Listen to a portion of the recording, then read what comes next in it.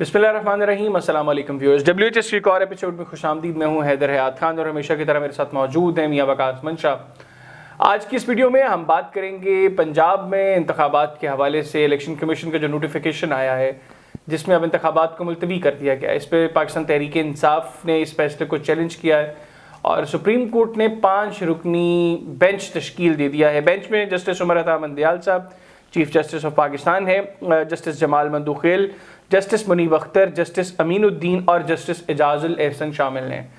मुस्तकबिल करीब में क्या कुछ हो सकता है? गवर्नमेंट क्या इस बेंच को लेकर चलना पसंद करेगी या इसके ऊपर एतराज़ हो सकता है? क्योंकि इसमें कुछ जजेस ऐसे हैं जिनके डायरेक्टली नाम लेकर मरीम नवाज साहिबा बिलखुसूस बहुत तनकीद कर चुकी हैं उन पर, तो इसको डिस्कस करेंगे। अस्सलाम वालेकुम वकास। वालेकुम सलाम। कैसे मिजाज हैं? ठीक ठाक, आप सुनाएं? अल्हम्दुलिल्लाह। वकास, बेंच में ये जो 5 जजेस हैं, being a lawyer, what do you think government लेकर चलेगी इस बेंच को?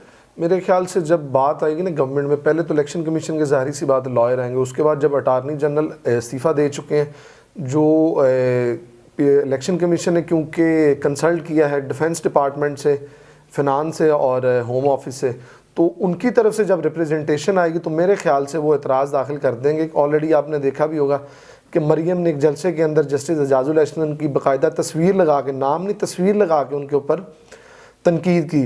और फिर एक और ऑडियो लीक हुई थी मोहम्मद खान भट्टी साहब की, उसमें भी उन्होंने जस्टिस मुनीब अख्तर का नाम भी ले लिया था। इस वजह से मेरे ख्याल से गवर्नमेंट की तरफ से जो बेंच बनाया गया उस पर एतराज़ आ गया। इंटरव्यू भी है जनरल कमर जावेद बाजवा साहब का, वो जो मिर्ज़ा साहब ने किया है, उसके अंदर उसमें भी जिक्र है इस चीज़ का कि जस्टिस एजाजुल एहसन और जस्टिस मुनीब अख्तर जो हैं, नहीं उसमें मेरे ख्याल से नाम नहीं लिया उन्होंने, उसमें नाम मेंशन है। अच्छा, नाम उसमें नाम मेंशन है कि जस्टिस एजाजुल एहसन और जस्टिस मुनीब अख्तर साहब उनके फैसलों से वो इन्फ्लुएंस कर देते हैं, वो फैमिलीज उनके इन्फ्लुएंस कर देते हैं, उनकी फैमिलीज के लोग। नहीं, उन्होंने कहा कि इनके ये प्रेशराइज कर देते हैं समहाउ चीफ जस्टिस को, और चीफ जस्टिस जो है वो इनकी वजह से वो प्रेशराइज हो जाते हैं, इन्फ्लुएंस हो जाते हैं। तो फिर क्यों फिर चीफ जस्टिस साहब की जानिब से ऐसे बेंच की तश्कील की गई आपके ख्याल? असल में ये जो कहा जाता है ना कि चीफ जस्टिस इन्फ्लुएंस में आ जाते हैं, वो नहीं। जिस तरह आर्मी चीफ मतलब एक अदारे का सरबराह है, उसी की लाइन को टो किया जाता है, इसी तरह अदलिया में भी इसी तरह आर्मी जो चीफ जस्टिस ऑफ पाकिस्तान है उनको नहीं इन्फ्लुएंस किया जा सकता, उनका अपना भी एक माइंड होता है, उसको लेके चलते हैं। और जहाँ तक रही बेंच बनाने की बात, देखें बात ये है कि अगर आप एतराज़ करना शुरू कर देंगे तो फिर आप कहाँ से जजेस लाएंगे? जजेस तो यही है ना 17। अब ये भी नहीं, अब एक बात ये देखें ना कि जब इसी 5 मेंबर में बेंच ने, जिसमें जस्टिस एजाजुल एहसन साहब थे, जस्टिस मुनीब अख्तर थे और जस्टिस उमर अता मंदियाल थे, जब उन्होंने 4 अप्रैल का फैसला दिया और उसके बाद 9 अप्रैल को खान साहब को अपनी वजारत उज़्मा से हाथ धोना पड़ा, तब तक ये ठीक थे। अगर किसी चीज़ में सियासत का मसला है ना, वो अपनी मर्जी की चीजें हो तो चीज बहुत अच्छा और लगता एक और बताएं, यही सिनेरियो इमरान खान साहब के साथ है। उनको उनकी मर्जी के फैसले हो तो वो कहते हैं कि इनसे तो बेहतरी कोई नहीं है, और उनकी मर्जी के अगेंस्ट कोई चीज चली जाए, बेशक वो आई नहीं हो, खान साहब को बुरी लगती है। यहाँ पे ये चीजें हैं नून लीग में, इनकी मर्जी की चीजें हो तो बेहतरीन है। बात ये है कि जब खान साहब इस तरह का कोई एतराज करते थे कि जी मियाँ साहब की बेल हो गई या मरियम की बेल हो गई या किसी और रहनुमा की बेल होगी, वो तनकीद करते तो वो कभी भी ये नहीं था कहते कि जी बेंच तोड़ दो, या इस तरह की बात नहीं हुई थी। कोर्ट बेंच की तो तब भी बातें हुई थी, बेंच बन गया, बेंच के फैसले पे एतराज किया जा सकता है, तब भी बातें हुई थी। मुझे अच्छी तरह याद है, बहुत ज्यादा क्रिटिसाइज किया गया था अदलिया को।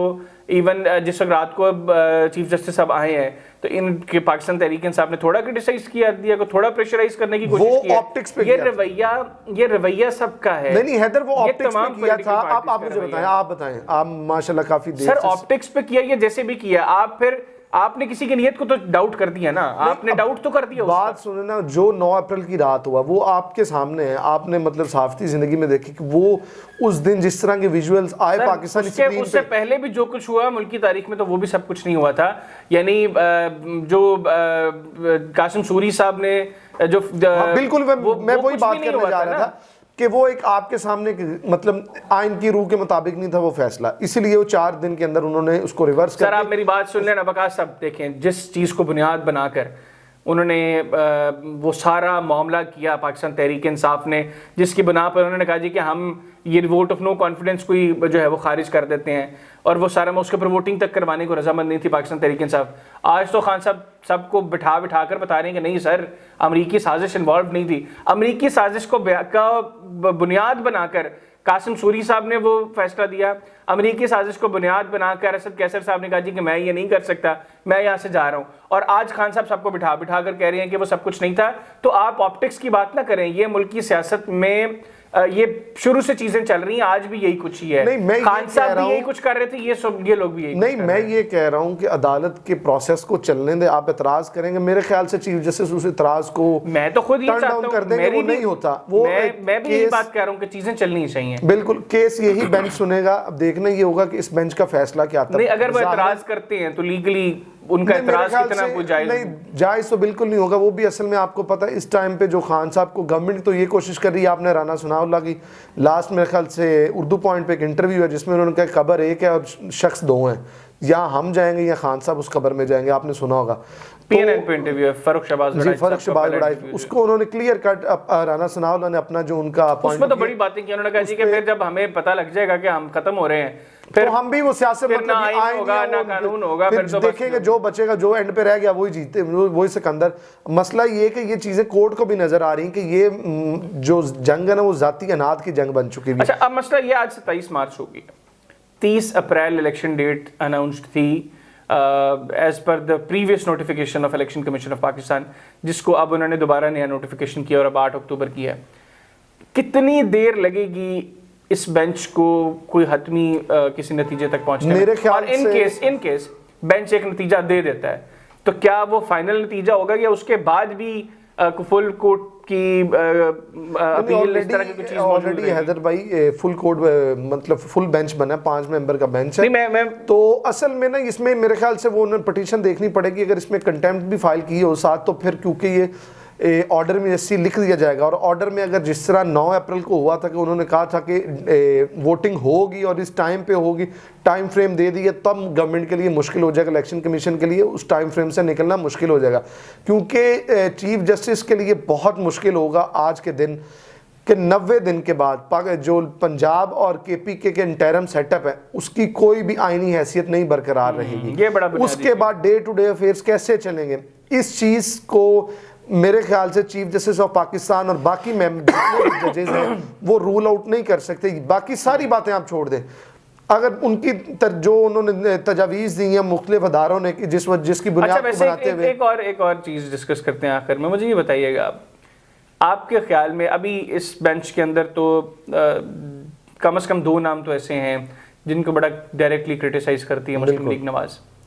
وہ کون سے ایسے 5 ججز ہو سکتے تھے جو جن کے اوپر اتنی کرٹیسزم نہ ہوتی؟ مطلب اب بینچ کی تشکیل کے بعد ڈیفینیٹلی اب سے کچھ دیر میں مسلم لیگ نواز کی جانب سے بھی ورژنز آنے شروع ہو جائیں گے اور وہ طرح طرح کی باتیں جس طریقے سے وہ پریشرائز کرتے ہیں وہ کرنا شروع کر دیں گے. آپ کے خیال میں آئیڈیلی کون سے 5 لوگ حیدر آپ کو بات بتاؤں، اگر آپ جسٹس قاضی فائز عیسیٰ صاحب کیوں نہیں ہیں؟ جسٹس قاضی فائز عیسیٰ کو لے آتے ہیں، جسٹس منصور علی شاہ کو، جسٹس اطہر من اللہ، جسٹس عائشہ ملک. تو بات یہ تھی کہ اس طرح اگر وہ دوسری سائڈ کی طرف سے اعتراض آنا شروع ہو جاتا گورنمنٹ کو اور عمران خان صاحب کو، ایک سائیڈ کے اعتراضات کو مد نظر یہی تو میں کہہ رہا ہوں کہ آپ اگر اس میرے طرف کا پوچھنے کا مقصد یہ کہ وہ کون سے 5 ججز ہیں جن کے اوپر دونوں سائڈز کا اعتراض نہ ہوتا؟ چیف جسٹس کے پروگیٹو ہے نا، وہ کسی کو بھی اپنے ساتھ بٹھا سکتے ہیں. اعتراض تو وہ کسی پہ بھی اٹھا سکتے ہیں نا. اگر وہ اطہر اللہ آتے اور وہ کوئی ایسا کمنٹ پاس کر دیتے تو وہ اس پہ بھی اعتراض اٹھا سکتے تھے. جب تک وہ اسلام آباد ہائی کورٹ میں تھے، وہ خان صاحب کو مختلف کیسز میں ضمانتیں دے رہے تھے، تب ان کے اوپر بھی تنقید کی جا رہی تھی. کس سٹیج تک یہ اعتراض کر سکتے ہیں؟ یعنی مسلم لیگ نون وہ تو کوشش کرے گی نا حتی الامکان کہ اس کو لنگر آن کیا جائے. اگر تو انہوں نے اعتراض ظاہر سی بات داخل کریں گے اور اس پہ چیف جسٹس کا فیصلہ آ جاتا، اس کے بعد ان کے پاس کوئی رستہ نہیں ہے.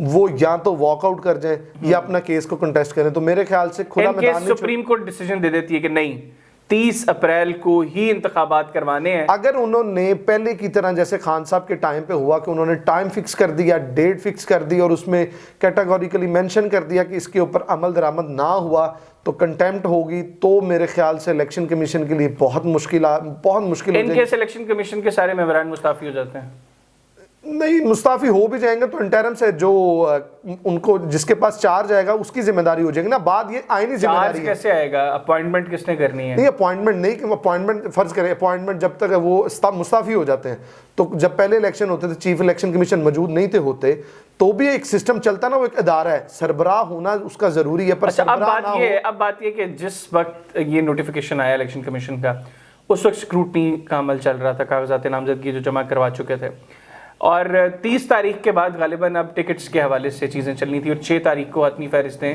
جو ہیں وہ آ جانی تھی امیدواران کی. اب جس جگہ پر ہم کھڑے ہیں کتنا یہ ڈیلے ہوگا تو الٹیمیٹلی چیزیں آگے بھی ڈیلے ہوتی ہیں. حیدر اگر تو الیکشن کمیشن کی نیت ہوئی کہ وہ الیکشن کروانا میں چاہتے الیکشن کمیشن کی نیت نہیں, اگر وہ بات مانتے ہیں کیونکہ الیکشن کمیشن کو بھی پتہ ہے سر, اگر والی کیا بات ہے, اگر الیکشن میں بات کچھ اور کر رہا سپریم ہوں, کورٹ کی بات نہیں مانتے تو نہیں میں یہ کہہ رہا ہوں, آپ کہہ رہے ہیں کہ اگر فیصلہ آ جاتا ہے کہ 30 اپریل کو ہی الیکشن ہو تو کتنا ٹائم پیریڈ. میں وہی کہہ رہا ہوں کہ الیکشن کمیشن کے پاس اتنی کیپیسٹی اتنی کیپیبلٹی ہے کہ وہ الیکشن کروا سکتے ہیں 30 اپریل والے دن. یہ وہ بات غلط کر رہے ہیں کہ ہمارے پاس سورسز نہیں ہیں, یہ ہمارے پاس وہ پولنگ جو پریزائڈنگ آفیسرز کے حساب سے وہ تعداد موجود نہیں ہے, سیکیورٹی کے ایشوز ہیں, وہ سب کچھ ارینج کر سکتے ہیں. پاکستان ایک ایٹمی ملک ہے, یہ والی بات نہیں ہے کہ ہمارے پاس شاید اکوپمنٹ نہیں ہے, اس طرح کی چیزیں نہیں ہیں, وہ صرف لیت و لال سے کام لے رہے ہیں, بہانے ہیں, اس وجہ سے چلے ٹھیک ہو گیا, آگے گزر رہا ہے. ٹھیک ہو گیا وقاص, بہت شکریہ آپ کا. ناظرین WHS کی اس ایپیسوڈ سے مجھے اور وقاص کو اجازت دیجیے. ہم امید کرتے ہیں کہ یہ بینچ جو فیصلہ کرے گا وہ اس ملک کے مستقبل کے لیے بہتر فیصلہ ہوگا, جس سے اس ملک کی آئین کی بھی پروٹیکشن ہوگی, جس میں نظر آئے گا کہ اس ملک کے اندر رول آف لا نام کی بھی کوئی چیز ہے.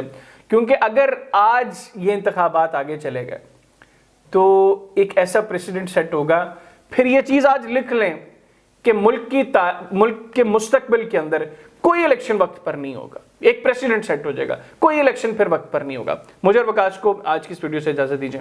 اللہ حافظ. پاکستان زندہ باد.